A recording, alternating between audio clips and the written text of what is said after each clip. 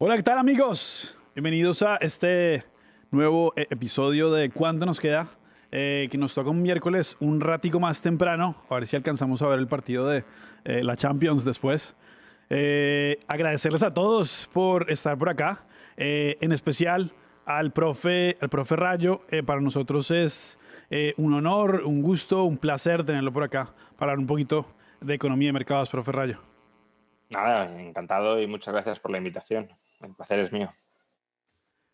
Bueno, John, Gustavo, Daniel, también muchísimas gracias. Tenemos un programa chévere, entretenido, interesante. Vamos a ver un poquito de economía al principio, luego algo de mercados, pero primero, por supuesto, reconocer al profe Rayo. Hace poco, Mike, si me permite mostrar aquí rápidamente el website, le dan el doctorado honorífico de la Universidad Francisco Marroquín. Profe, bueno, nuevamente para nosotros es de verdad un placer tenerlo por acá y bueno, felicitarlo, enhorabuena.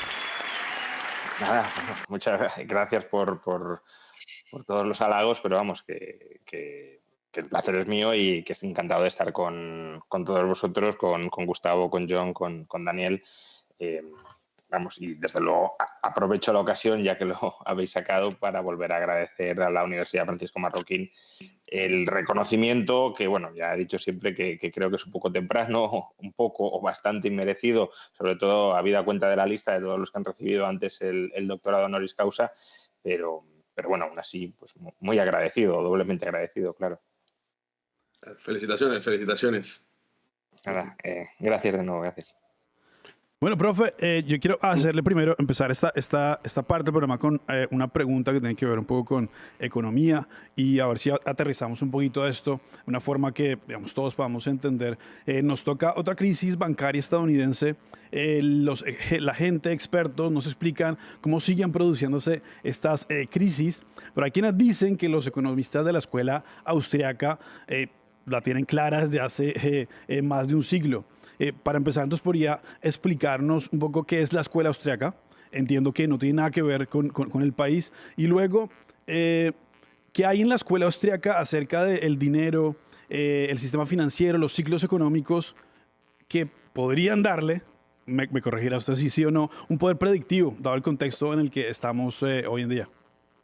Bueno, un poder predictivo siempre es complicado. Yo creo que un poder explicativo de las regularidades de los ciclos económicos sí, y en la medida en que entendamos esas regularidades, quizá si estamos muy apegados al mercado y tenemos información, muy buena información de primera mano, la podemos encajar en esa explicación sobre las regularidades y tratar, en la medida de lo posible, de anticipar qué puede pasar, pero siempre siendo conscientes de que el margen de incertidumbre y de error es muy importante.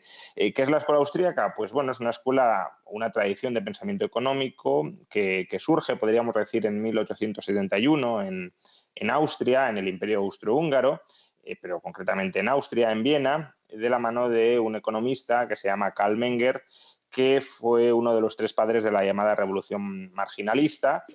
Los otros dos fueron Goebbels y Walras, que de alguna manera sentaron las bases de lo que hoy podríamos llamar, quizá a los austríacos el término no les guste mucho, pero economía neoclásica o economía postclásica, es decir, la rama o el desarrollo de la economía que superó a la escuela clásica, a la teoría del valor de la escuela clásica y que, por tanto, sentó las bases para un desarrollo subjetivista de la ciencia económica.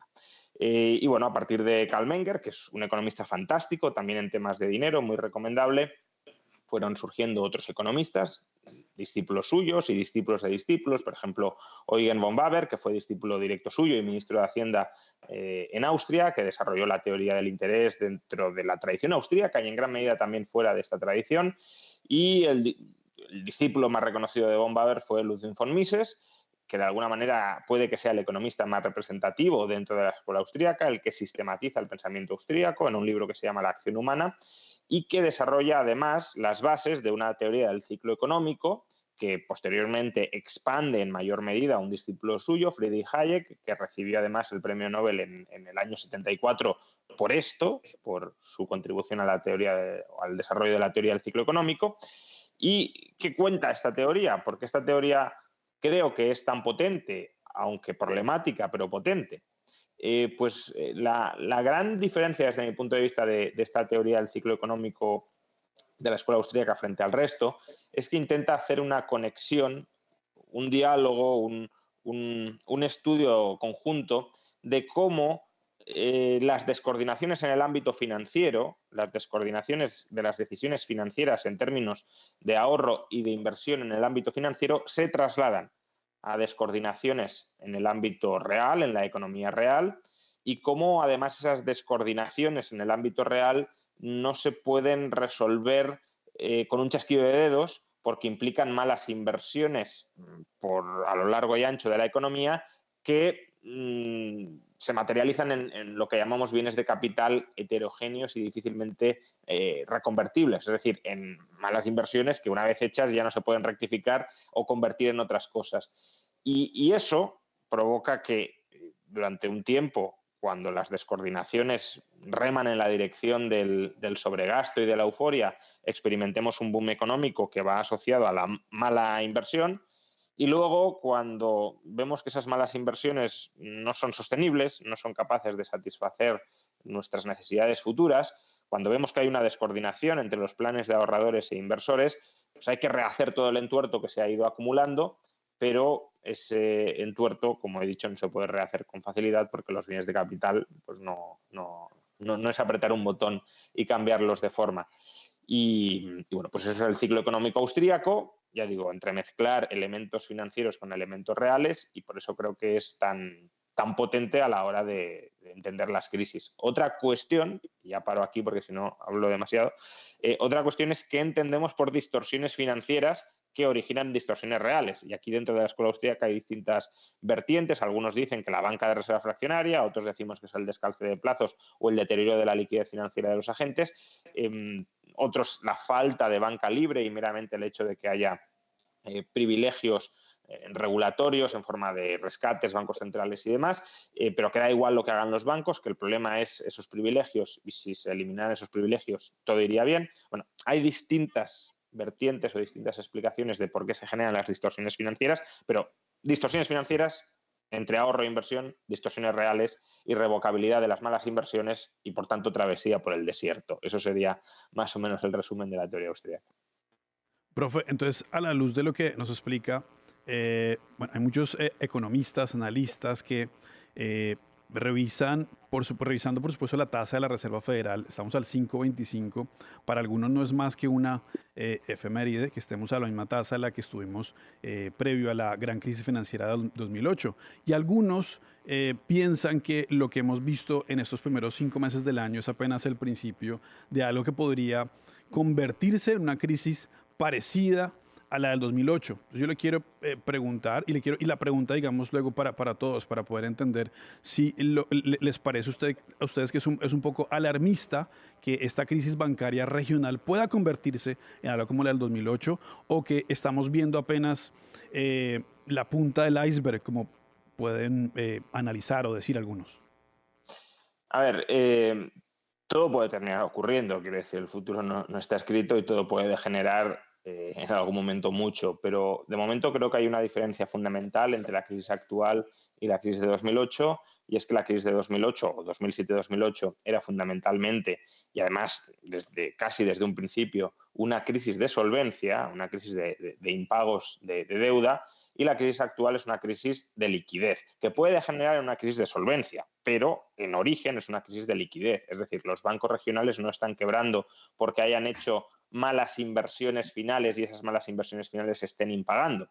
Están quebrando porque han invertido a muy largo plazo con deuda, con financiación a corto plazo, y la subida de los tipos de interés los está machacando tanto desde el lado del pasivo como desde el lado del activo, encareciendo la refinanciación y depreciando las inversiones que han hecho por si quisieran o por si necesitan liquidarlas para recuperar liquidez. Entonces, sí, están quebrando bancos, pero ya digo, no porque sus deudores estén impagando los créditos, sino porque han de vender esos créditos concedidos a tipos de interés muy bajos en un contexto de tipos de interés más altos sin que hayan cubierto además ese riesgo de interés, aunque bueno, en el conjunto del sistema no se puede cubrir o es muy difícil cubrir el riesgo de interés.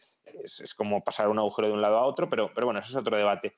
Y en cambio en 2008 lo que teníamos es que la subida de tipos provocaba pues, impagos de hipotecas, y esos impagos se trasladaban obviamente a los acreedores bancarios, y esos acreedores, al tener poco capital, se descapitalizaban, quebraban, cerraban el grifo del crédito, pinchaban todavía más la burbuja, hundían más el precio de los activos, etcétera, etcétera. ¿Que pueda terminar sucediendo algo así? Hombre, no es del todo descartable, claro, pero ahora mismo no estamos en eso. Lo que estamos es en una crisis de liquidez casi diría clásica.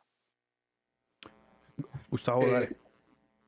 A ver, yo me lanzo después a quitar al quite, ¿no? Detrás de Juan, que es bastante valiente, no es como hacer el quite a José Tomás. Bueno, yo estoy completamente de acuerdo de lo que dice Juan y claro, y muy bien argumentado por su parte, ¿no?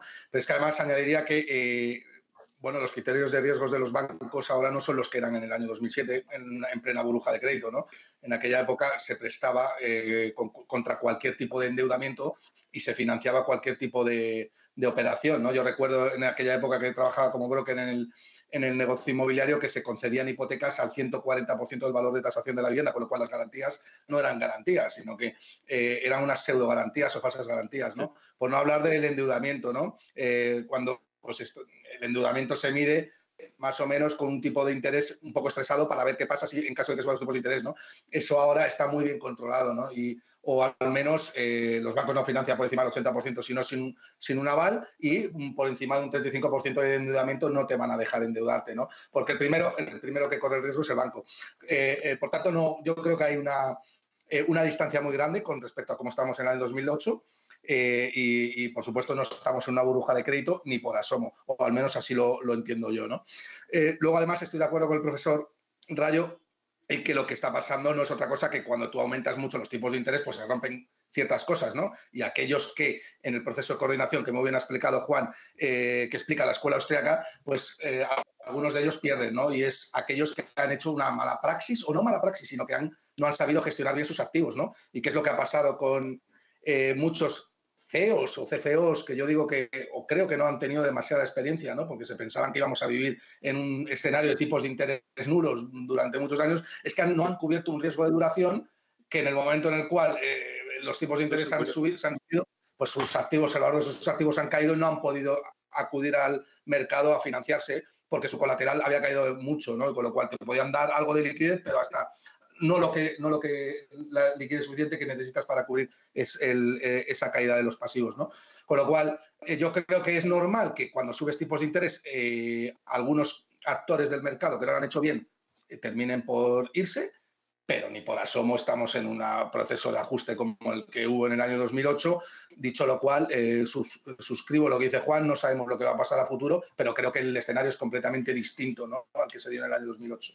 Sí, yo estoy de acuerdo también con Gustavo y con el profesor, porque si nosotros analizamos en el 2008, la crisis bancaria que se dio en el 2008, que termina por causando toda esa recesión, si nosotros vemos lo que está pasando en este momento con los bancos, realmente, o sea, los bancos actualmente, nosotros tenemos una crisis como tal, si estamos hablando de sectorizada, los regionales, yo no estoy viendo que haya ningún riesgo ahora mismo, y ni creo que vaya a venir un riesgo en este momento, al menos, como dicen ustedes, no podemos saberlo, pero no se ve o no se vislumbra ningún riesgo en la banca general. Es decir, estamos en sectores particulares de la economía en la que estamos viendo afectados esos bancos regionales.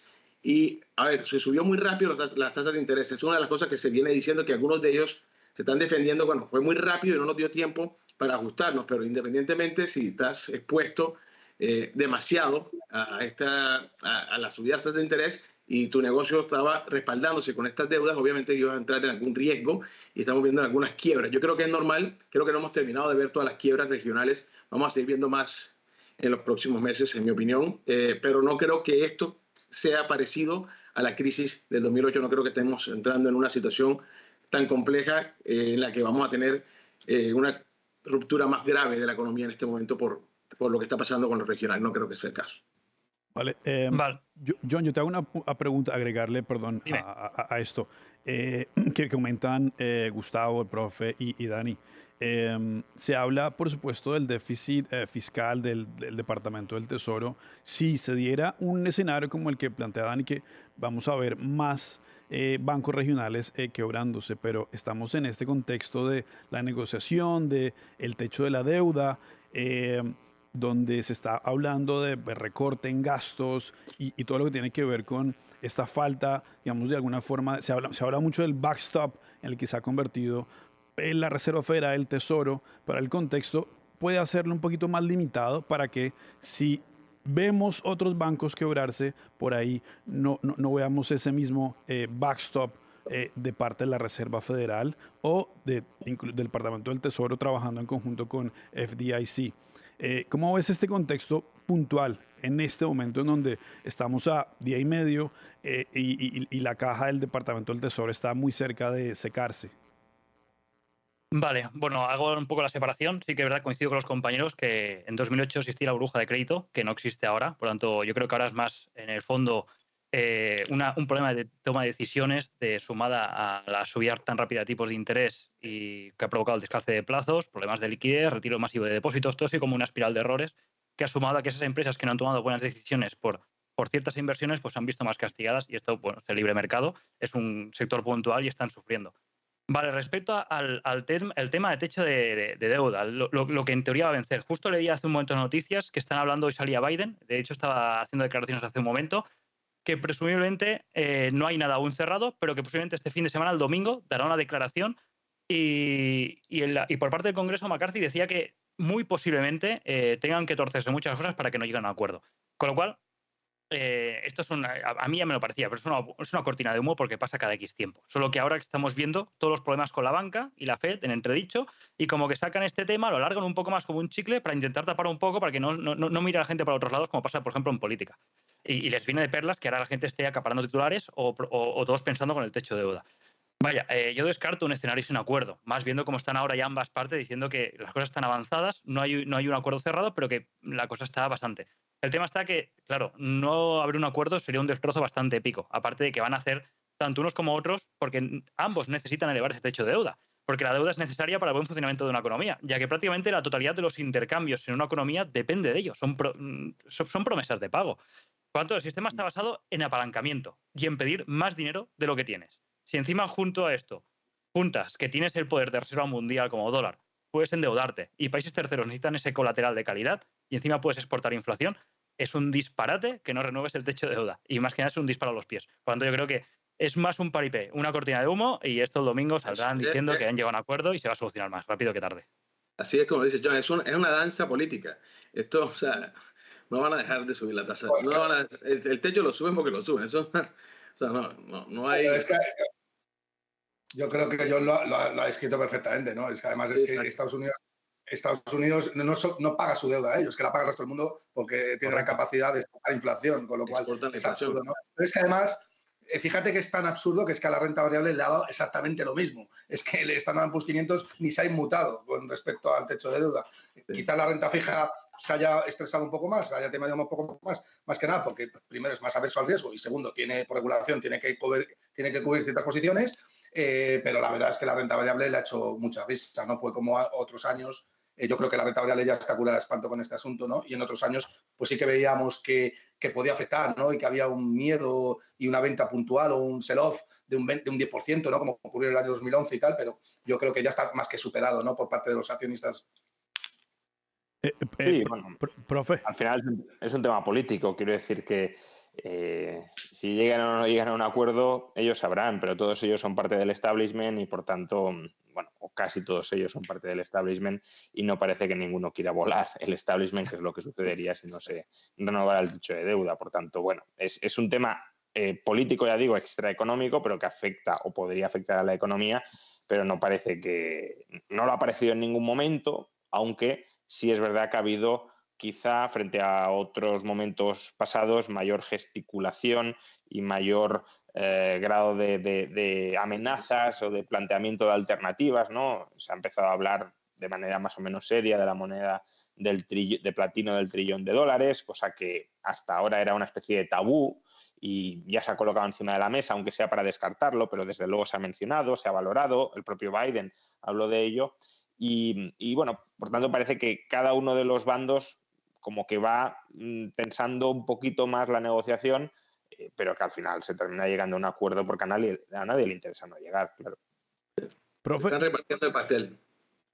Y esta combinación de déficits elevados, deudas elevadas, tipos de interés elevados sobre esas deudas, eh, le pregunto, ¿podrían actuar conjuntamente para crear lo que algunos denominan una espiral fiscal no solo en los Estados Unidos, pero hablamos de países desarrollados, dado el contexto en el que estamos viendo esos bancos centrales subir tasas de interés y enfrentarse a esta situación en donde vemos esta combinación de déficits y tasas de interés elevadas?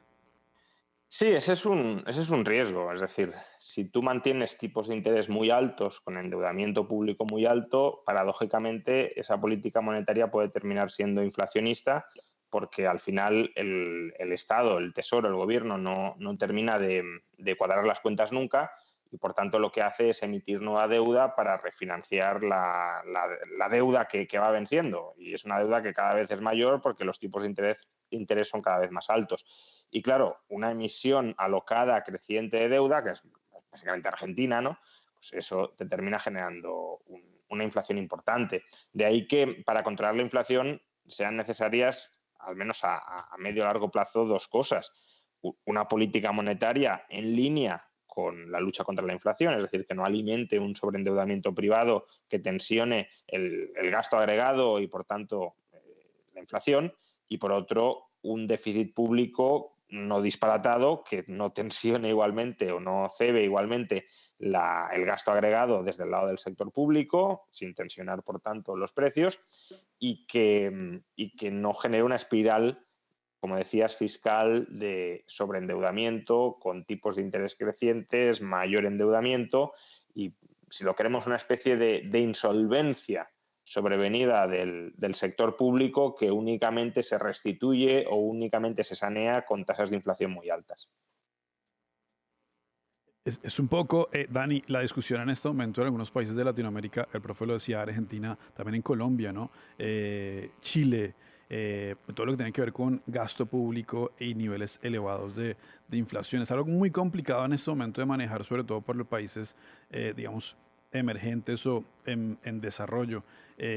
¿Cómo ves el tema en Latinoamérica, Dani?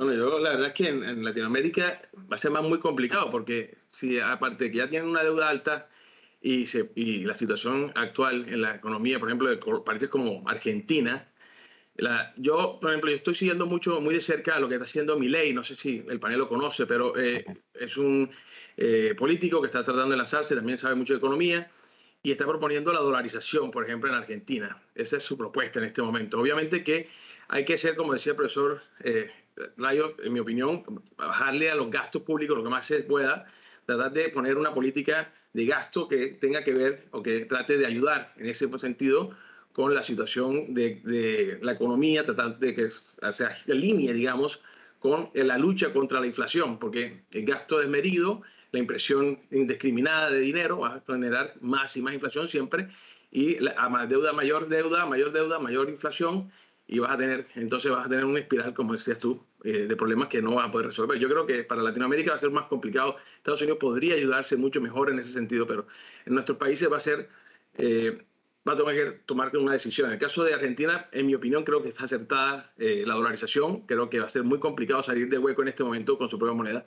Pero esa es mi manera de pensar. Igual creo que hay soluciones en el corto o largo plazo para los otros países que podrían tomarse. Por cierto, un inciso, aprovechando la calidad del panel. Perdona, Gustavo, si quería decir algo. No, dale. No, simplemente quería decirle a Daniel que yo creo que el problema de fondo no es tanto la solución como atacar cuál es el problema de raíz de los países latinoamericanos, que también es el que tenemos en España, y es un problema de déficit de educación, ¿no? Y es que desde el minuto uno a todas las personas se les educa desde el punto de vista del Estado, desde el keynesianismo, y eso es un error, ¿no? Con lo cual, bueno, yo lo veo utópico que Argentina pueda salir. Hoy he hecho un cálculo y en el año 2010 1 millón de pesos equivalen a 50 millones de pesos actuales. Es decir, con lo que en el año 2010 en Argentina te podías comprar una casa y ahora no puedes acceder ni a una moto de segunda mano, ¿no? Con lo cual es terrible, ¿no? Como el Estado ha confiscado todos los ahorros o los vas confiscando con una inflación de doble dígito que ha tenido Argentina este año, ¿no? Que supone una pérdida de poder adquisitivo de más del 50%, ¿no? Eso es un problema educacional. No lo vas a atacar ni yendo a un coeficiente de caja, ni con dolarización, ni nada de nada. Lo tienes que atacar desde la educación, yo creo. Y la corrupción también, la corrupción. Es que es la Y viendo que este ciclo de deuda va en aumento y vemos que hay necesidad de dólares por el mundo, viendo el camino que está tomando, parece que va un camino insostenible, ¿cuál puede ser el siguiente paso de la economía? ¿Qué modelo alternativo hay al actual? No, hombre, tampoco tiene por qué ser insostenible. Quiero decir, no todo déficit público es necesariamente insostenible, sobre todo si tienes, como decías, una fuerte demanda de la deuda como activo de reserva. El tema es si tú te pasas emitiendo deuda incluso más allá de la que tu mercado y el mercado global quiere absorber, pues entonces los tipos de interés tenderán a subir y los precios tenderán a subir, que es un poco el escenario 2020-2021 con los gigantescos déficits públicos a corto plazo de Estados Unidos. Ahora, un cierto déficit público, es decir, Estados Unidos efectivamente, por su papel como proveedor global de moneda de reserva, está condenado a endeudarse, está condenado a seguir emitiendo pasivos, pero claro, es lo mismo que el emisor monetario. Si aumenta la demanda de dinero, puedes emitir sin generar inflación, pero si te pasas emitiendo, pues termina habiendo inflación, ¿no? Entonces, no tiene por qué ser insostenible porque piensa que sí, los pasivos van aumentando, pero también la capacidad de pago de esos activos lo va haciendo en la medida en que la economía crezca y, por tanto, el peso de la deuda sobre el PIB o sobre la capacidad fiscal del Estado no se dispare. Y no tiene por qué dispararse. Puede aumentar en términos absolutos la deuda sin que en términos relativos la capacidad de repago se deteriore. Que suceda o no, pues ya dependerá de la responsabilidad de los políticos y de los electores. Ahí sí que coincido con Gustavo en la importancia de la educación y de la visión cultural o la visión moral, aunque creo que en ciertos países como Argentina o como España, el hecho de tener un corsé externo que de alguna manera limita el arroje o el empuje que tendría el populismo a la hora de recurrir al inflacionismo ayuda. Es decir, ahora mismo Ecuador está en una crisis institucional gravísima y no se está disparando la inflación. ¿Por qué? Porque está dolarizada. Eso te iba a decir.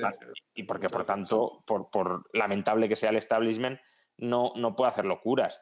Correa estuvo en Ecuador y no generó el clima argentino, no porque sus políticas sean muy distintas, sino porque no tenía la autonomía monetaria. Entonces, coincidiendo en que la educación es fundamental en el medio y largo plazo, si tienes instituciones que de alguna manera constriñen la degeneración social y económica, pues eso ayuda, ¿no? Es lo mismo que España con el euro.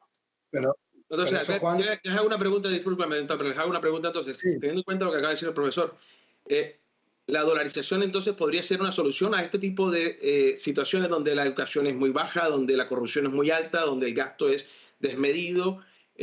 ¿Podría ser una buena opción? ¿Soluciona todos los problemas? No, ahora que te va a poner una restricción adicional a la arbitrariedad de los gobernantes, eso yo creo que está claro. La dolarización es difícil de implantar, pero también es muy difícil de revertir. Te ata en gran medida las manos, incluso te las ata más que el euro a España, porque, claro, el Estado español tiene cierta capacidad para mangonear en el Banco Central Europeo y presionar al Banco Central Europeo para que hagan una determinada política monetaria. Pero Argentina no le va a marcar la política monetaria a la FED, ni la FED se va a poner a comprar deuda pública argentina denominada en dólares. Bueno, todo puede terminar sucediendo, pero en principio no parece que sea el caso. Y quien dice Argentina dice Ecuador. Entonces, adoptas una moneda sobre la que no tienes control y que, por tanto, si no te quieres abocar a una crisis fiscal, te obliga a cuadrar las cuentas. Y si no las cuadras, caerás en una crisis fiscal y no podrás cuadrar las cuentas robando a tus ciudadanos a través de la inflación. Pero, oye, Juan, ¿pero eso no sería defender un modelo de patrón oro o estar un poco más del lado de Babus, ¿no? En cuanto a que la oferta del dinero no sería inelástica. No, porque, o sea, yo también soy bastante pro patrón oro. Lo que pasa es que yo no soy pro patrón oro con coeficiente de caja del 100%. Entonces, la elasticidad de la oferta monetaria te la da el sistema financiero. Lo que estás haciendo es que la base monetaria no dependa del capricho político. O sea, del capricho político sí, porque el dólar sigue siendo un dinero estatal, un dinero político, pero no del capricho de tu clase política hipercorrupta, ¿no? Que es el peor escenario posible. Ya no depender de los políticos estadounidenses, sino depender de los tuyos, que tienen un interés directo en robar a tus ciudadanos, manipulando la oferta monetaria. Pero claro, en este caso, a estos países con una gran deuda les estás, entre comillas, obligando a tener que irse al dólar. Porque, por ejemplo, si lo traemos a tierra, digamos, ahora, por ejemplo, imaginar que van a ampliar el techo de deuda. Para rellenar el TGA, seguramente para financiarse empiecen a retirar bonos a largo plazo y meter a corto plazo porque tienen más liquidez, para ir más rápido. Con lo que cuando amplíen el techo de deuda, esto lo que va a hacer aún es retirar más liquidez del sistema, juntándolo con, en teoría, el QT que tienen en marcha. Y claro, cuando una moneda de reserva mundial se vuelve escasa, provoca que los países que tengan que imprimir mucha más moneda local. Por eso, a estos que tienen problema de deuda, supongo que los abocas a irse rápidamente al dólar, porque si no provocas un shock inflacionista, como está pasando, por ejemplo, en Argentina. Entonces, todo esto, a excepción de Estados Unidos, realice otra expansión fiscal o que podría frenar, sería un aumento, por ejemplo, brutal de productividad, quizás con las nuevas tecnologías de inteligencia artificial o demás, pero estás abocando que estos países con esta deuda tan grande los tengas que empujar al dólar. O sea, yo no veo que los estés empujando al dólar. Lo que sí tienes razón es que, obviamente, cuando Estados Unidos limita la emisión de dólares, eso equivale a una política monetaria global de carácter restrictivo y, por tanto, estás forzando, por supuesto, a los países dolarizados a que suban sus tipos de interés, porque no pueden retener o captar dólares de otra forma que no sea pagar más por esos dólares, y también estás empujando a que los países no directamente dolarizados, pero sí dentro de un área de influencia dólar, como pueda ser Hispanoamérica, pues tengan que subir sus propios tipos de interés, porque si no se enfrentan a depreciaciones de su moneda local muy fuertes, que eso es lo que sucedió pues en 2022 o en gran parte de 2022, ¿no? Entonces sí, claro, o sea, cuanta más austeridad fiscal se aplique a Estados Unidos o política monetaria más contractiva se aplique a Estados Unidos, más trasladas esa restricción financiera al resto de países que dependen muy directamente de la moneda que tú les suministras. Pero incluso en la eurozona, que aparentemente no estamos tan directamente dependientes del dólar, pero claro, si el dólar escasea y se ponen a subir tipos de interés, pues o el euro le sigue el camino o experimentaremos una depreciación del euro, como sucedió también en parte de 2022, hasta que el Banco Central se puso las pilas, pues importante, ¿no? Entonces, sí, al final, si tú tienes una moneda de reserva global que es el dólar, pues la Reserva Federal no solo es el Banco Central de Estados Unidos, sino el Banco Central del mundo. Y por tanto, política monetaria y fiscal contractiva significa restricción monetaria financiera global, claro. Claro. Yo creo que hemos visto muy claramente, ¿no? En esta guerra de divisas que ha habido, que el gran ganador ha sido el dólar, ¿no? Como todos el resto de pasivos financieros se han ido a mínimos históricos con respecto al dólar, menos el oro, que el oro ha subido por encima del dólar incluso. ¿Por qué? Porque está descontando que el dólar o que la Reserva Federal no es capaz de mantener tipos de reales positivos, ¿no? Con lo cual, yo creo que la lucha es entre el dólar y el oro y algún sustituto monetario que pueda pelear contra él, pero no lo veo, no veo esta desdolarización que hay en el mainstream con respecto al yuan y eso me parece tan caótico y tan imposible, ¿no? Eso no va a pasar. Eso no. Al revés, las señales que estamos viendo es porque hay ausencia de dólares. Por tanto, es todo lo contrario. Es que no hay una demanda de un activo refugio como es la del dólar, y para que el yuan pudiera competir tendría que convertirse en un activo refugio, y para eso debería liberalizar su economía. Es que el resto del mundo quisiera depositar su riqueza en un pasivo en el cual considera que es libre, ¿no?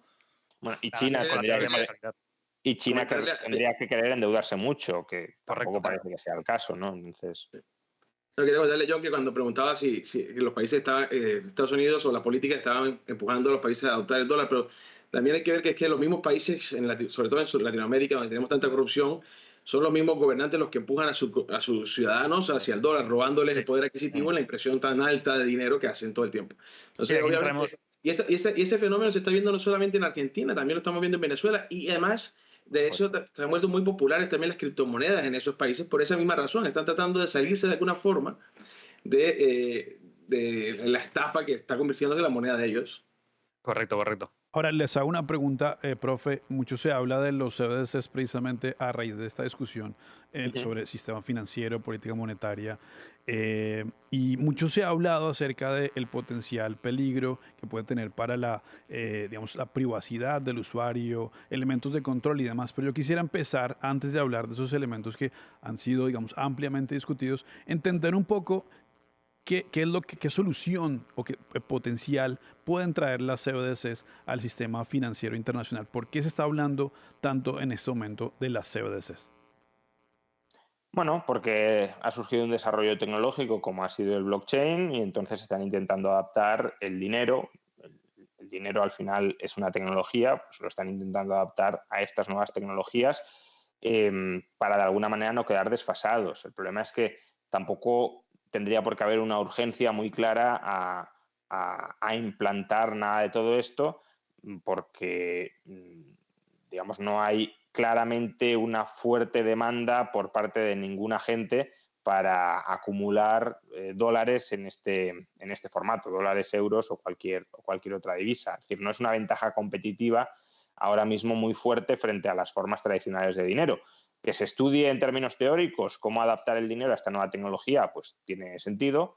Que haya mucha prisa o pueda haberla por adaptarlo y ponerlo en práctica a través de esta tecnología, pues de momento no veo que sea el caso, porque además el sector privado ya está ofreciendo alternativas no públicas a dólares en el blockchain, como son las stablecoins, que no es exactamente lo mismo, porque al final las stablecoins son deuda pagadera en dólares y por tanto tienes un nivel más de riesgo, pero evitas que el sector público se tenga que meter en todos los fregados que van apareciendo.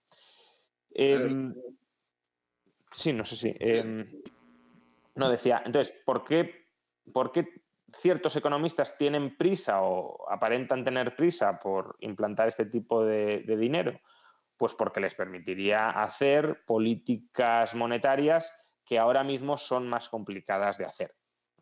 Les permitiría, por ejemplo, aplicar políticas de tipos de interés negativos en momentos de demanda agregada muy baja y cuando haya que, de alguna manera, empujar a los agentes o a consumir o a invertir, pero no a mantener su dinero atesorado a un coste gratuito, sino a un coste positivo en forma de tipos negativos. Y bueno, y ya luego, desde un punto de vista, no sé si más conspirativo, porque al final hay conspiraciones, ¿no? Decía más que muchas conspiraciones últimamente se han terminado convirtiendo ciertas. No sé si diría tanto, pero desde un punto de vista aparentemente más conspirativo, pues la prisa puede estar por fiscalizar las transacciones que hacemos los ciudadanos. ¿Con qué propósito? Ya es más abierto a la especulación, pero fiscalizar las transacciones que hacemos los ciudadanos a través del blockchain, claro. Yo De hecho, quería dar una opinión aquí con respecto a la CBDC y me gustó mucho lo que dice el profesor. Estoy de acuerdo con la parte conspiranoica que estaba hablando un poco, pero yo quería decir lo de los CBDCs, en mi opinión, es el dinero, en la ley, cuando se habla de la transacción, una transacción en dinero debería ser gratuita. La ley no contempla que haya un costo por transacción.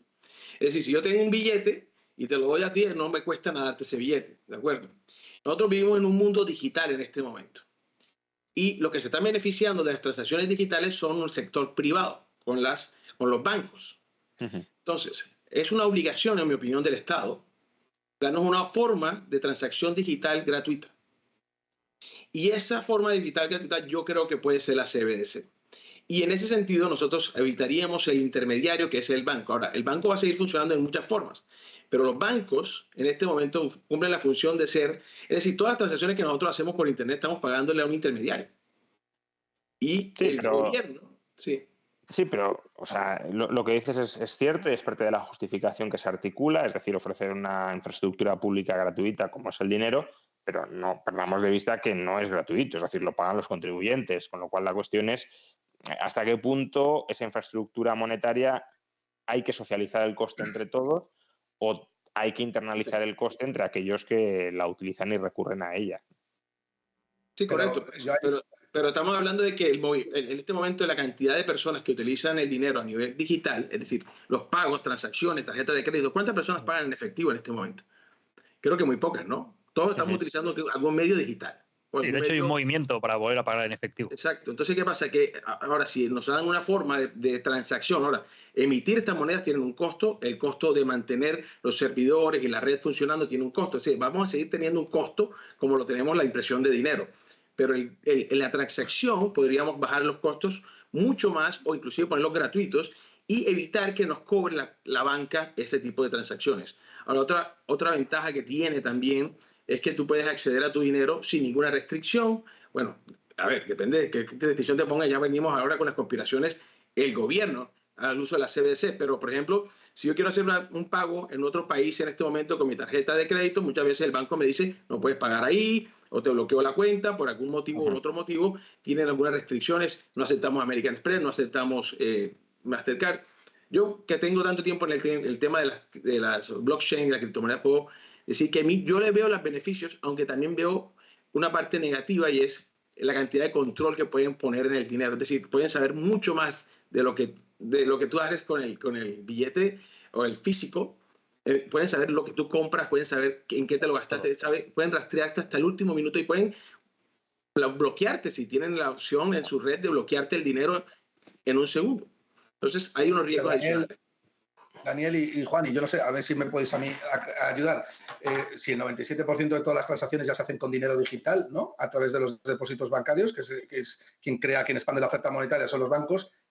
¿Cuál es el problema del CBDC? Quiero decir, ¿qué elemento introductorio nuevo o como novedad introduce en el mercado? Porque es que no lo alcanza a comprender.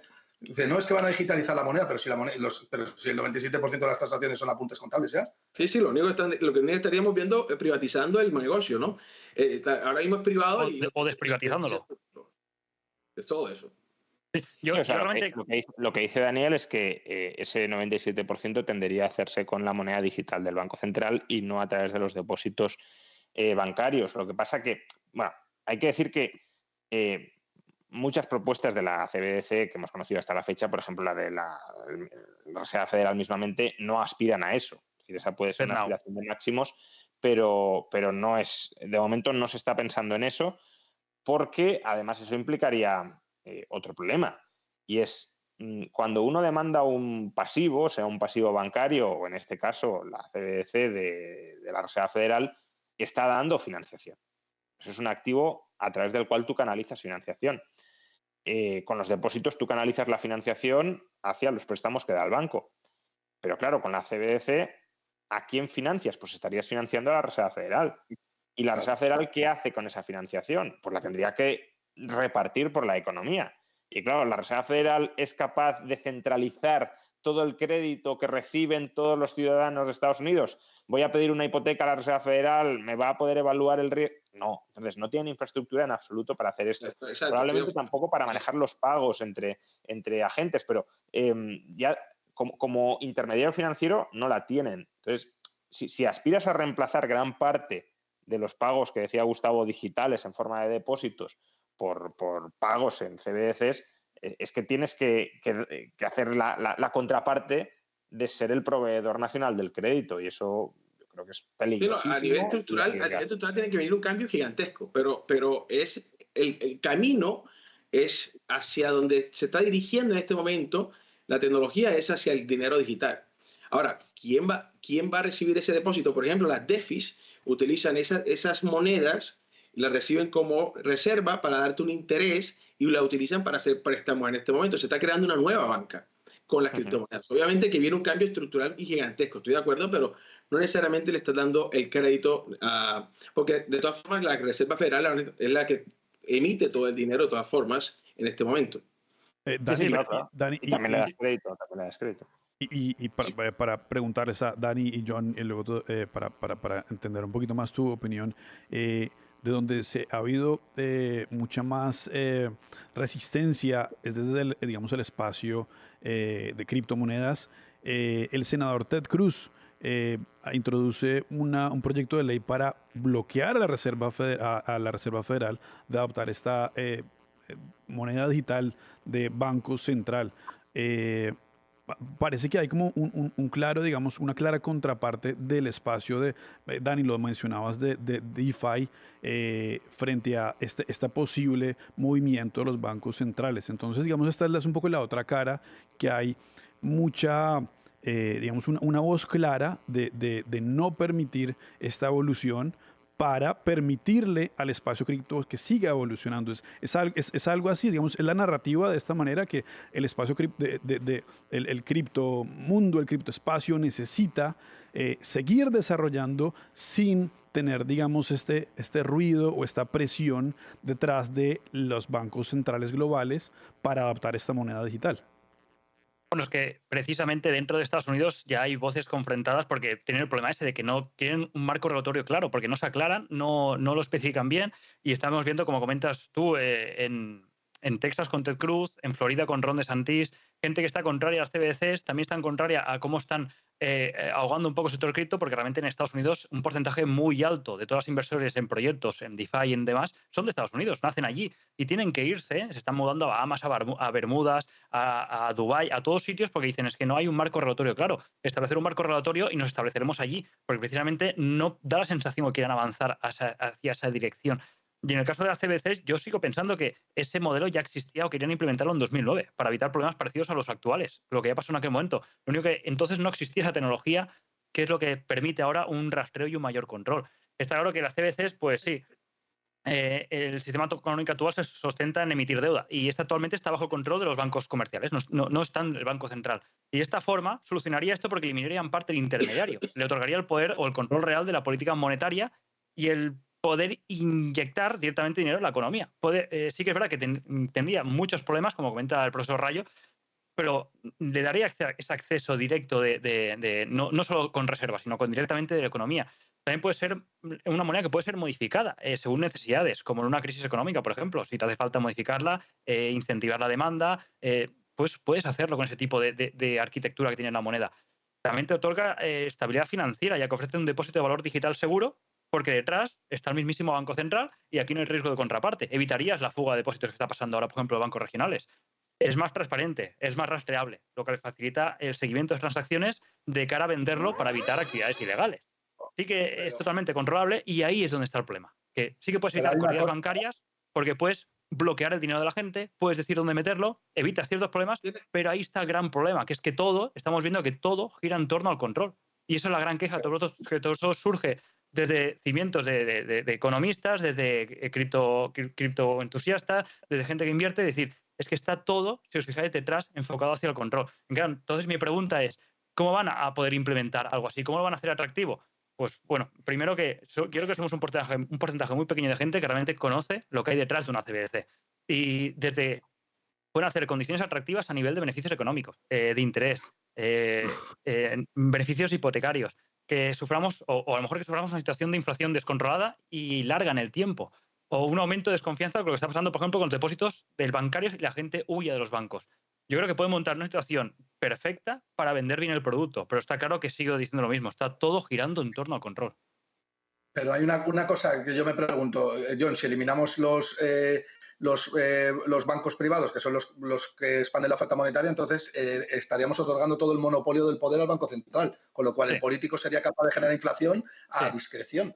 Había un problema ahí fuerte de política fiscal, tenían mucho poder. Sí. Pero actualmente tiene mucho poder de ese mismo, o sea, pero sí, lo aumentaría, ¿no? Sí. O sea, al final, si estamos hablando de dólares, ya sea dólares digitales o dólares, bueno, dólares digitales en el blockchain o dólares digitales convencionales, de lo que estamos hablando es de emisión de deuda pública. El dólar es un tipo de deuda pública. Entonces, si o sea, al final es, en lugar de invertir en pasivos bancarios y, por tanto, darle la financiación al banco para que el banco reparta esa financiación por la economía, le vamos a dar toda la financiación al emisor de títulos de deuda pública, ya sea el Tesoro o ya sea, en este caso, el Banco Central. Entonces, claro, ¿el Banco Central contra qué emite esa moneda? Porque al final el Banco Central tiene que estabilizar el valor de la moneda. Y para estabilizar el valor de la moneda necesita activos. Cuanta más moneda expanda, más activos tendrá que tener el Banco Central para estabilizar ese valor. y los activos son créditos que otorga el Banco Central. Con lo cual, como dice Gustavo, este modelo implicaría, desarrollado a sus últimas consecuencias, que insisto, no es ahora mismo lo que tiene la FED, espero, encima de la mesa, pero este modelo, que es el que muchos maximalistas, digamos, de las CBDCs defienden, implicaría una centralización casi total o al menos en un primer nivel, porque luego la FED podría dar crédito a los bancos y que los bancos ellos distribuyan, ¿no? Pero en un primer nivel implicaría una centralización total del crédito.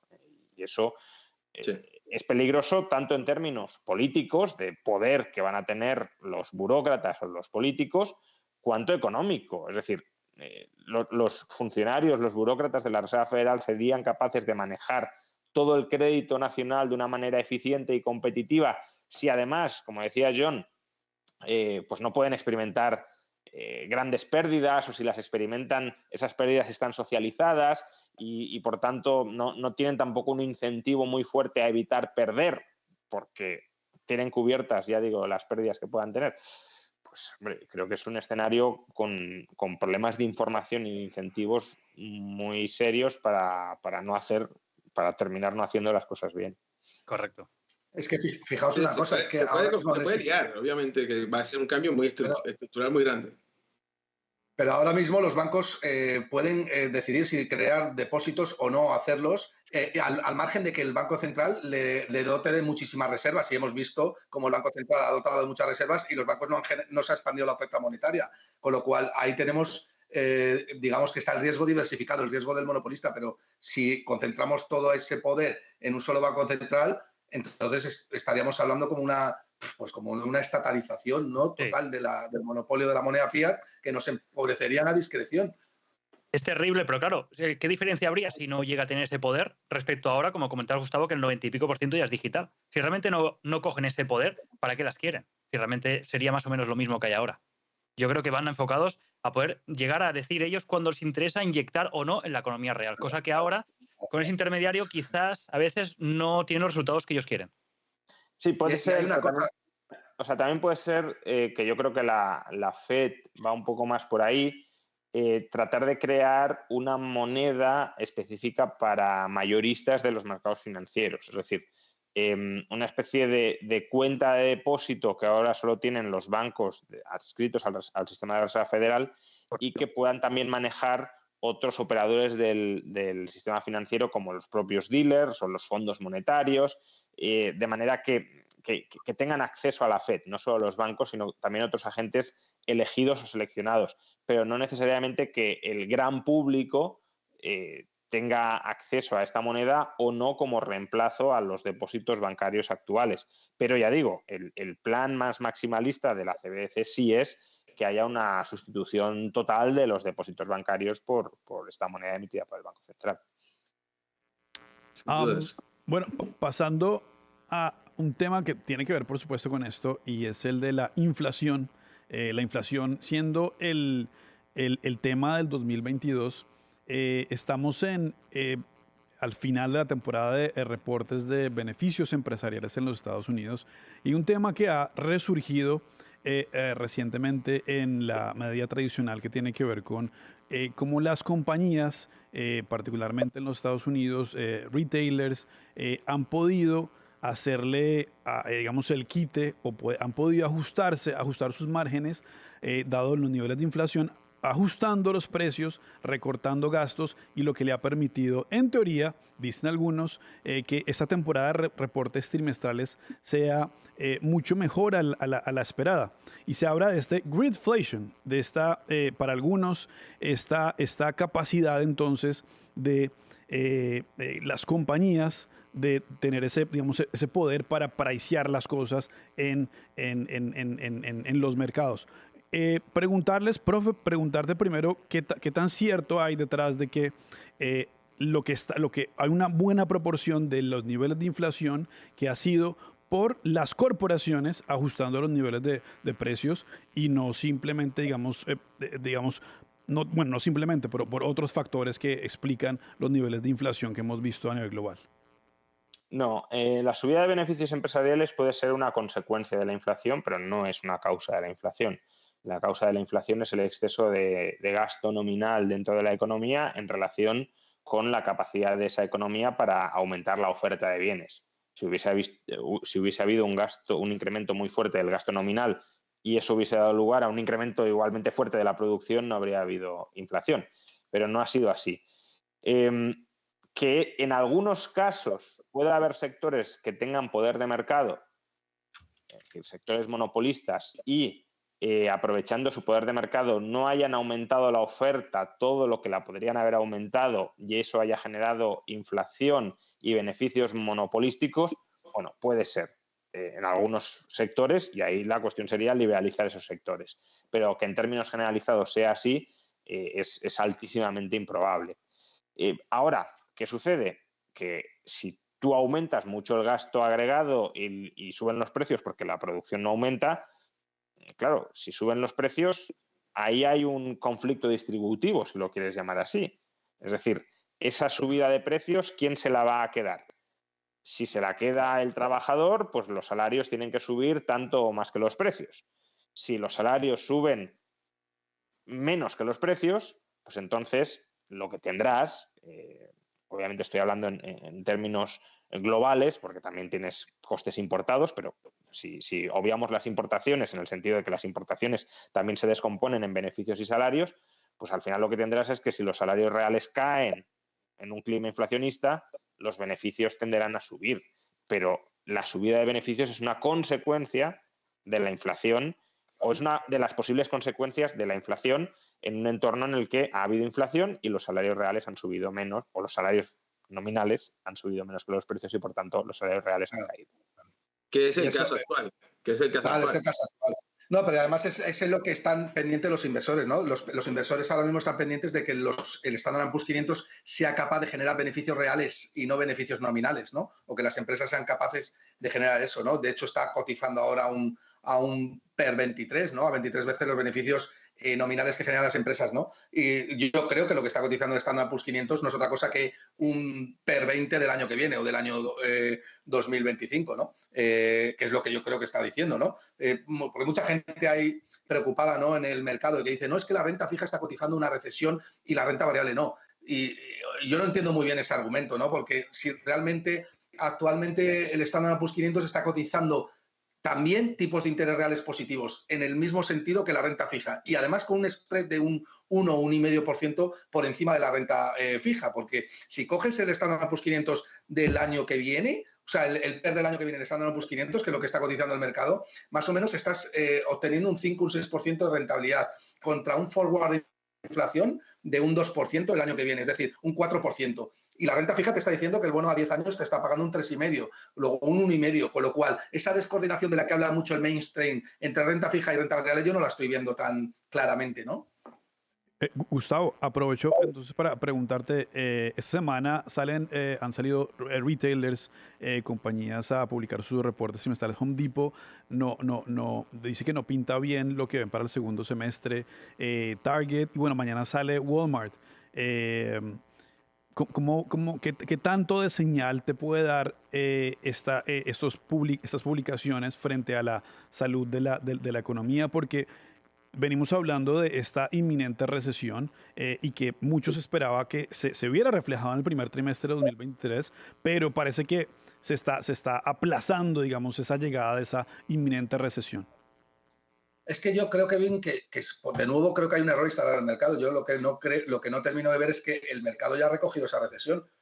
¿Por qué ha caído el Standard & Poor's 500 un 22% desde los 4.800 hasta los 4.000? Porque precisamente ha descontado que la Reserva Federal iba a subir tipos de interés y como consecuencia de ello los in per share iban a caer desde los 200 y pico dólares que han caído hasta los 180 en promedio, 185, y por eso el Standard & Poor's 500 está cotizando 20 veces beneficios, porque está volviendo a descontar que va a haber un crecimiento de los beneficios a medio plazo, ¿no? Con lo cual, eso lo ha descontado ya la renta fija también. Y el oro también, de hecho, lo está descontando, ¿no? El oro está descontando que la Reserva Federal tiene que bajar los tipos de interés y que no va a ser capaz de respetar el tipo de interés real del mercado y va a tener que generar, de alguna manera, tipos de interés reales negativos y, por tanto, los inversores pues no quieren tener un pasivo así, ¿no? Y se desprenden de ello y se cubren con con el oro, ¿no? Ese es mi análisis. Yo no creo que la Reserva Federal... O sea, para mí no es tan importante pensar si va a haber una recesión en la economía real como si el mercado ha sido capaz de recoger esa recesión ya, ¿no? Y yo lo que creo es que el mercado sí lo ha hecho, ¿no? En mayor o menor medida, obviamente, porque es imposible recoger todo en el precio, pero sí creo que el mercado lo ha descontado bastante bien y el Standard & Poor's 500 lo ha hecho bien. Y de hecho los resultados empresariales del Q1 con respecto a las FAN pues no han arrojado crecimiento, pero tampoco el desastre que se venía anunciando desde el 2022 o que se anunciaba en mainstream, ¿no? Que íbamos a caer en el Q1 del 2022, en el Q2 del 2022, en el Q3 del 2022, ahora en el Q1 del 2023 no ha pasado y no va a volver a pasar. Yo creo que el mercado descuenta con bastante acierto lo que se está viniendo. Y yo creo que la recesión se ha recogido bastante bien en los precios, más que nada porque ha sido una recesión muy anunciada. Joder, es que hay que ser muy torpe para comprar caro, ¿no? Con una recesión tan anunciada, porque si te coge el toro en el año 2008, pues te comes una caída un 50%, pero aquí es complicado comerte una caída tan gorda, ¿no? Cuando todo el mundo te lo está diciendo, ¿no? Yo estoy de acuerdo con Gustavo lo que acaba de decir de que, a ver, la recesión, y sobre todo viendo la situación como está ahora, yo estoy de acuerdo que en el 2022 nosotros hicimos un pricing de la recesión, por alguna razón tuvo que haber caído el mercado como cayó. En este momento el mercado está descontando y está tratando de ver la posibilidad de, bueno, ahora no, la Fed acaba de, bueno, se cree que paró la subida de las tasas de interés, que en mi opinión yo creo que ya las paró, no va a subir más las tasas de interés. Y el mercado históricamente, después de la parada de unas tasas de interés, va a seguir, tiene un muy buen periodo después de una parada de esas tasas de interés. Históricamente ha sido así. Pero lo que quiero decir es que el mercado ya se está dando cuenta de varios factores que pueden analizar, como respecto a la inflación. Por ejemplo, nosotros tenemos 2 meses, los próximos 2 meses vamos a tener un CPI descontando del año pasado casi un 2%. Nosotros tenemos la inflación ahora mismo en 4.9% está la inflación. Y si tenemos una buena lectura mensual en los próximos 2 CPI, vamos a tener uno por debajo del 3% o en el 3% la inflación en los próximos 2 meses. El mercado está dándose cuenta de que hay muchos factores en este momento que están determinando que la Fed está en este momento ganando la batalla, que podría estar ganando la batalla mucho más rápido de lo que la gente pensó. Y en mi opinión, no están viendo esa fatal recesión como la están planteando muchas personas. Yo creo que el mercado está viéndolo correctamente, en mi opinión, y creo que si vamos a tener una recesión va a ser suave de momento. Obviamente esto puede cambiar, no estoy diciendo que ese va a ser que yo tenga la bolita de cristal para saber cuál va a ser, pero creo que va a ser bastante suave si tenemos la recesión y vamos a tener empezando a ver a finales de este año o a principios de 2024. Pero en este momento... ¿sí? No, pero Dani, que llevamos un año hablando de esto. O sea, que no es que nos acabamos de decir nos estemos colgando medallas. Es que un año atrás tú y yo hablábamos de esto que está pasando. En el año pasado yo veníamos diciéndolo, y sobre todo que hay otra cosa importante en el CPI que hay que tener en cuenta, el shelter. El shelter viene de 0.8, 0.6 y 0.4. Y el shelter está a punto de ponerse en negativo. Y si eso ocurre, es casi el 40% de todo el CPI.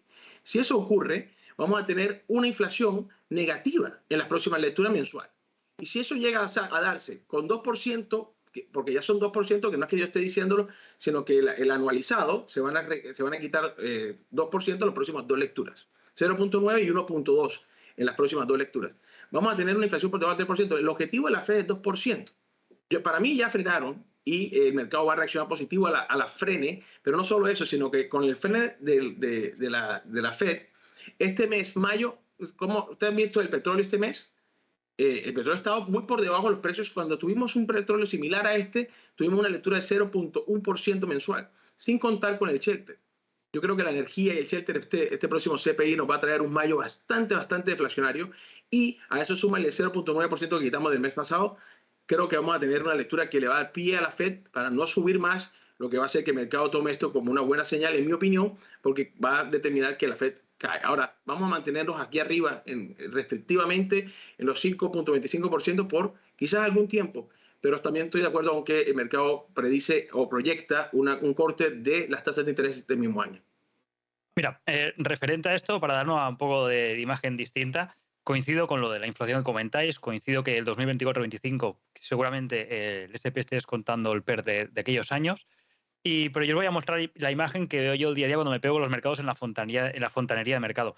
Tenemos, por ejemplo, Stalin Druckenmiller, que es un inversor con un track record de locos, que dijo hace unos días que se está enfrentando a una situación macro más compleja dentro de sus 50 años como inversor, porque está viendo cosas que no encajan o cosas distintas. Estamos viendo, por ejemplo, la caída de la M2 sumada a la caída de crédito es algo más grave que una recesión. O sea, de momento son preocupantes las cifras que estamos viendo. El nivel de cortos del mercado, el otro día estaba viendo, está en cifras altísimas, que no se veían desde 2008. En cambio, la recompra de acciones por parte de las empresas está a tope. Entonces, esto está provocando un efecto goma, una lucha de fuerzas opuestas, y estamos viendo estos días, por ejemplo, SP que está encajonado, y veremos por dónde salta. Entonces, todo esto sin contar lo que está pasando, que es lo que os digo yo, lo que veo yo el día a día, las opciones 0DT, del rabioso corto plazo, hay problemas diarios, los market makers, con contener ciertos precios. Esto pasó en 2008. ¿Qué pasó cuando se separaron? Se desplomó el mercado. Toda esta subida de tipos está provocando tensión en el sistema económico, que veremos por dónde salta. Y sumada a las locuras de políticas fiscales que se hicieron en la pandemia, todo está provocando grandes distorsiones en el sistema actual. Claro, yo de aquí a final de año realmente veo problemas. El mercado, yo creo que está descontando problemas. Estamos realizando, el mercado en sí, en global, con todas las figuras dentro de un mercado, creo que está realizando una cobertura enorme y lo estamos viendo en los fondos monetarios. Estamos en unas cifras que parece una burbuja, el fondo monetario. Entonces, claro, los fondos de Estados Unidos, si vemos, decimos, vale, sí que es verdad que están dando mucha rentabilidad. De aquí vamos quizás la divergencia entre renta variable europea y americana. Europea, con los tipos de interés menor rendimiento, está forzando o está incitando a tomar más riesgos, cosa que la estadounidense. Por eso quizás no estamos viendo tanta entrada de flujo ni estamos en máximos como algunos índices europeos. Pero claro, excepto casos como Gustavo, que son gente que te encuentra valor hasta debajo de una pierna, aún yo creo que este año falta. 24-25 es otro tema, pero las bolsas están subiendo, creo yo, Pero únicamente John, este año. Los cortos que hablas, ¿quién está en corto? ¿Quién está en corto? ¿Retail? Porque ese es el problema. Un porcentaje enorme de mercado, pero claro, pero ¿quién te está aguantando la goma para que no caiga? Los bancos centrales, los estados y la recompra de acciones.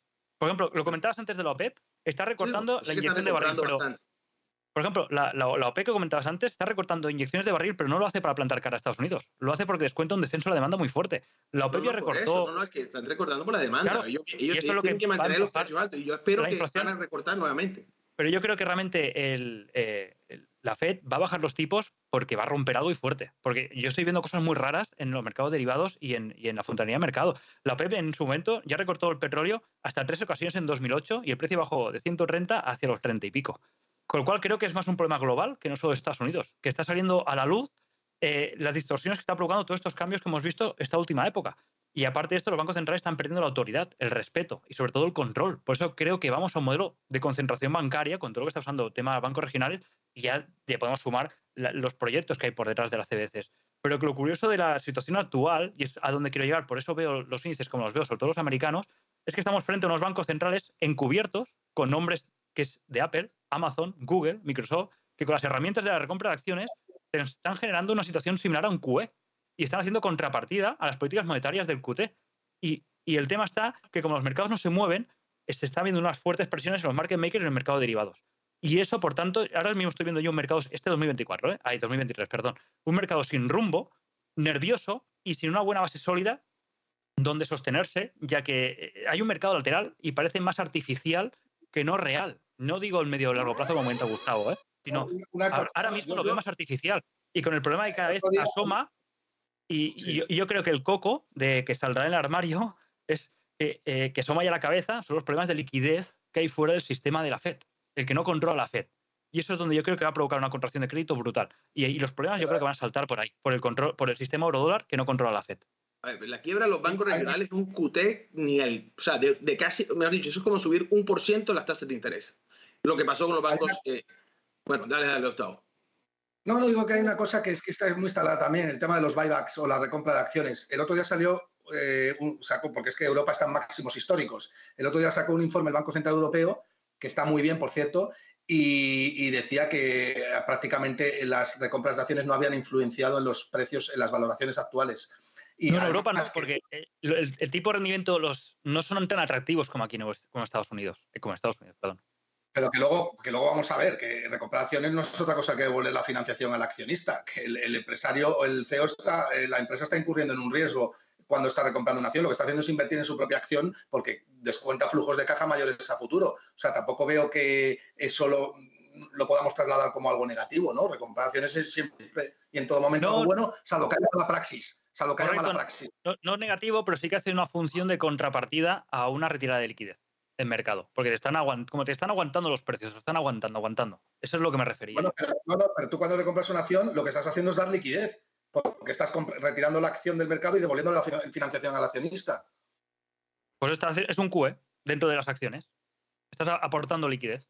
Por eso digo que hace un poco de contrapartida dentro del mercado ahora mismo, porque lo que estoy viendo en tema de que está la tibantez esta que hay dentro del mercado de derivados y que no da un rumbo claro y me estoy viendo lo mismo que veía en 2008. La sensación de que mucha agresividad en el corto plazo y los market makers hay días que llegan a situaciones límites en tema volúmenes. Como se separen, pues puede saltar arriba o abajo, pero puede y entonces veremos una explosión gorda. Y yo lo que me espero para esta segunda parte de 2023, un susto fuerte, sin contar lo de la liquidez del mercado eurodólar.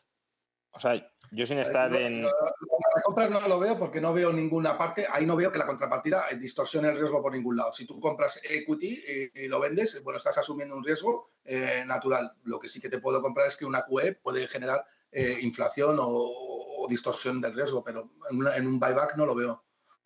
Veo que si te equivocas, pues has comprado tu equity caro o has vendido tu equity barato. O sea, yo sin estar como vosotros tan apegado al mercado y a las tripas del mercado, lo que cuenta John lo veo coherente con tensiones de liquidez, ¿no? Que es lo que sabemos que hay en todas partes, y con el contexto de tipos de interés no sostenible. Es decir, creo que más o menos todos entendemos que los tipos de interés al nivel que están ahora mismo, bueno, la propia FED lo dice, que no es el tipo natural, es decir, que están incrementando los tipos por encima del natural precisamente para generar esa cierta tensión de liquidez que frene o empuje a la baja la inflación. La cuestión es, pues, lo que hemos venido hablando todo este rato, es ¿se puede mantener en este tipo relativamente alto en este nivel relativamente alto los tipos de interés sin que se rompan cosas que no somos capaces de prever que se van a romper, o sin prever las consecuencias finales de que esas cosas se rompan? Y yo creo que esa sí es una incógnita para este año, y una incógnita importante. De momento no está llegando un frenazo de la economía real como el que hubiese sido más o menos anticipable por el fuerte ritmo de subida de tipos, pero lo que sí ha llegado clarísimamente son tensiones muy serias de liquidez, y eso no sabemos en qué puede degenerar. Es decir, no tiene por qué ser desastroso, pero podría llegar a ser desastroso. Sí, eso sí, está claro. Correcto. Ahora, para ir terminando, el Bank of America publica hace poco una encuesta en donde muestra que el escenario más probable es de un soft landing para la economía de los Estados Unidos.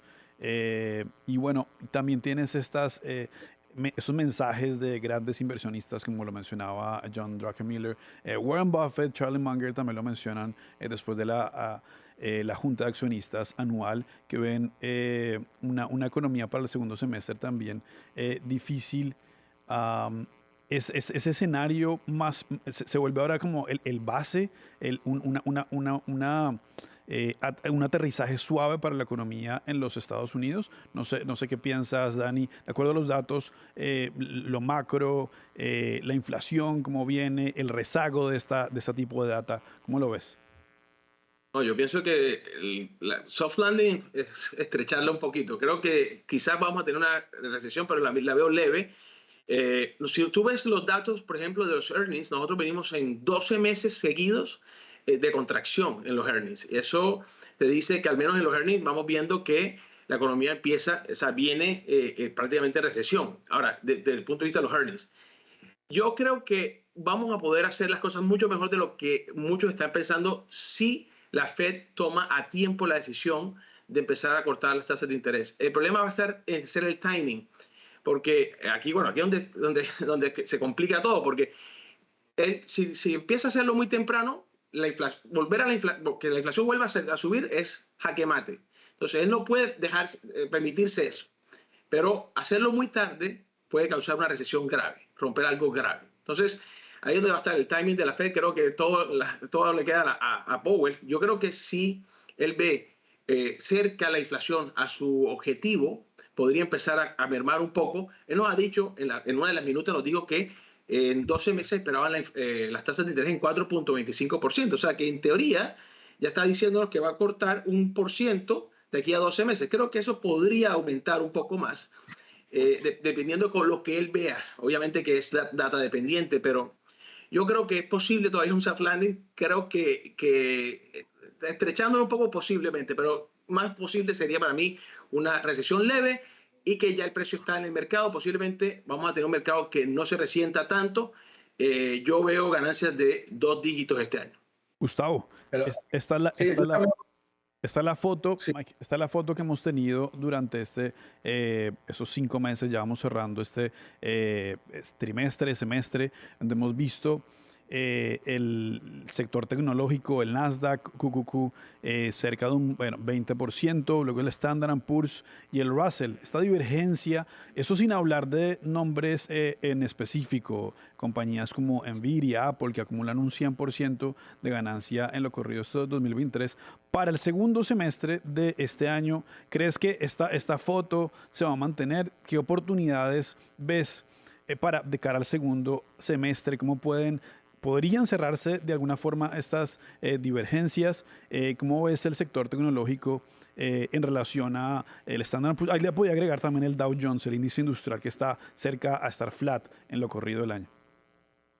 Bueno, yo creo que desde el 1 de enero del 2023 el mercado ha tomado duración, ¿no? Ha tomado riesgo de duración y eso se ha visto reflejado en el repunte del Nasdaq, ¿no? Del 15% y el Standard & Poor's 500 del 8 y pico, con lo cual el mercado ha empezado a descontar, y es el gran director, ¿no?, de la Fed, que los tipos de interés van a caer. Ahora bien, la calidad en Estados Unidos se está pagando más cara que nunca. Estamos hablando de múltiplos de un 40 o 35, con lo cual yo no estaría invertido en esas empresas que te van a pagar tipos de interés reales negativos sí o sí, salvo que tengas una aversión por el riesgo muy fuerte.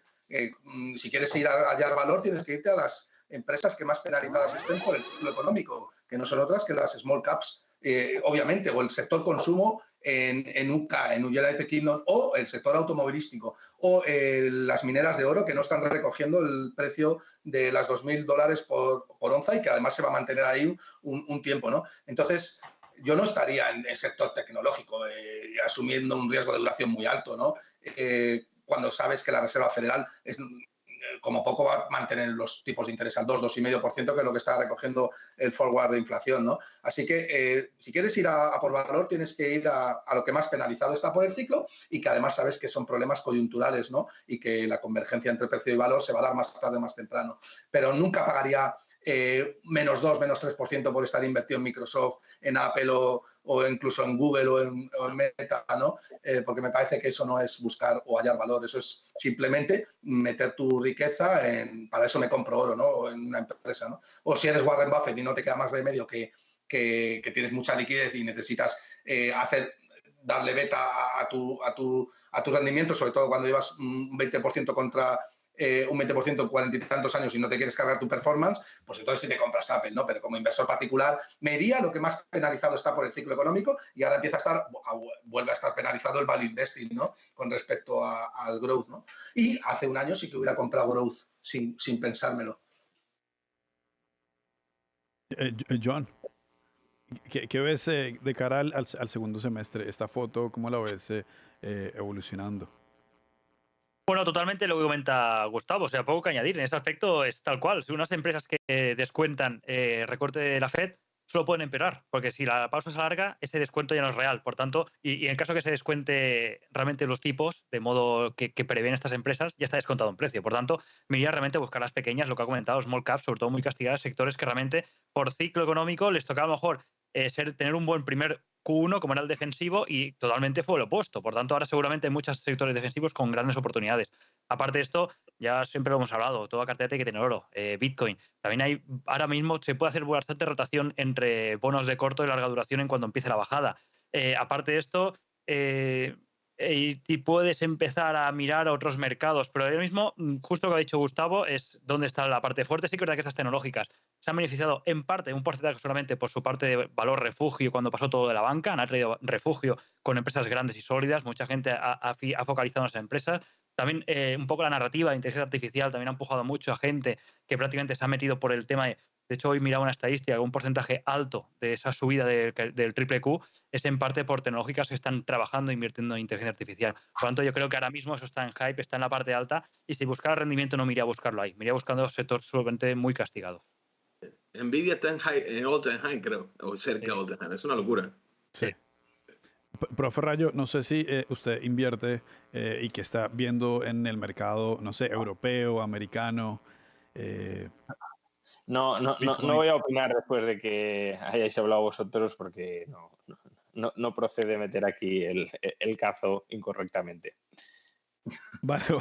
No, perfecto. Si Rayo mete el cazo, entonces es una medalla de oro para todos. No, incorrectamente. Para todo porque ya esto te puso. Vale, profe. No, yo creo que doctores tiene la Iglesia y ya se han pronunciado y además, bueno, si tuviera que decir algo sería bastante coincidente, en el sentido de que efectivamente estamos en un contexto de aparente bajada de tipos de interés y por tanto eso ya tendría que estar recogido en las empresas growth que son las que se penalizaron más en 2022 precisamente por la subida no prevista de tipos, pero ahora esa bajada ya se está incorporando en las valoraciones y salvo que la Reserva Federal fuera a bajar tipos mucho más rápidamente de lo que anticipa el mercado, que no parece que vaya a ocurrir, y si ocurre será porque hay una caída muy fuerte de beneficios asociada a una recesión mucho más intensa de lo que anticipa el mercado, pues si no sucede no tiene mucho sentido ahora mismo colocarse ahí. Correcto. Genial, profe. Bueno, pues acabamos ya. Yo los dejo para que se preparen para el partido. No sé a quién le estarán haciendo fuerza, si al Madrid o al City. Pero bueno, que disfruten el resto. Son españoles los tres, ¿cierto, no? Gustavo, profe y John. Correcto. Son todos españoles, ¿no? Eso es. Eso no significa ir con el Madrid necesariamente. Es otra cosa. Porque es que Cataluña ya es otra cosa, entonces... Cierto. No, bueno, Eso. pero dale gracias entonces a todos.